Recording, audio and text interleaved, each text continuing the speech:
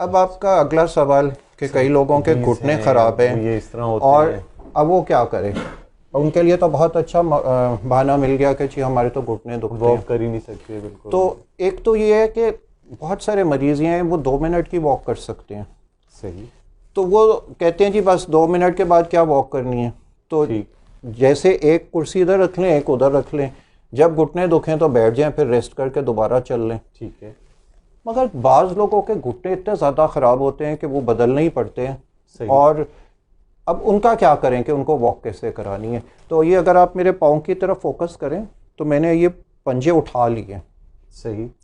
और पंजे उठा के मैंने इनको यूं हिलाना शुरू कर दिया। और अब मेरे हाथों की ऊपर पर देखें तो अब ये बैठे बैठे वॉक शुरू हो गई है। अब इसके ऊपर मेरे घुटनों के ऊपर कोई प्रेशर नहीं आ वजन रहा। नहीं आ रहा। और एक तरीका और भी है बैठे बैठे वॉक करने का, वो ये है। सही। अब इसमें भी हमें कोई प्रॉब्लम नहीं है इसको वॉक करते हुए।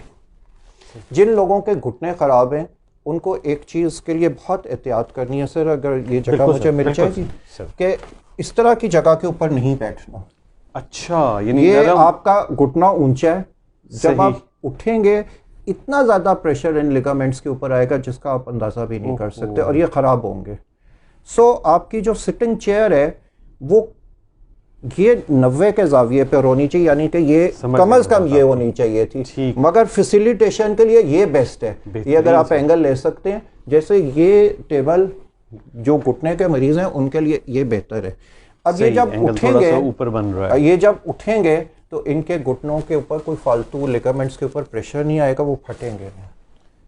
बहुत बेहतरीन डॉक्टर बिलाल, ये तो बहुत ही इंपॉर्टेंट टिप्स थे कि कोई मौसम भी आपकी फिजिकल एक्टिविटी में हावी नहीं है, आपको कोई फिजिकल एलिमेंट है, घुटनों के एक जवान बच्चों के लिए मैं मैसेज दे दूं कि लोगों ने ये स्मार्टफोन्स पकड़े होते हैं और बच्चे टेक्स्ट कर रहे होते हैं। जी सर, बिल्कुल। इस बीमारी का बाकायदा नाम आ गया टेक्स्ट नेक सिंड्रोम। क्योंकि झुका के हर वक्त पे उन्होंने देखा ये है कि बच्चे यूं कर रहे हैं और उनकी गर्दनें 80 साल की उम्र की हो गई हैं।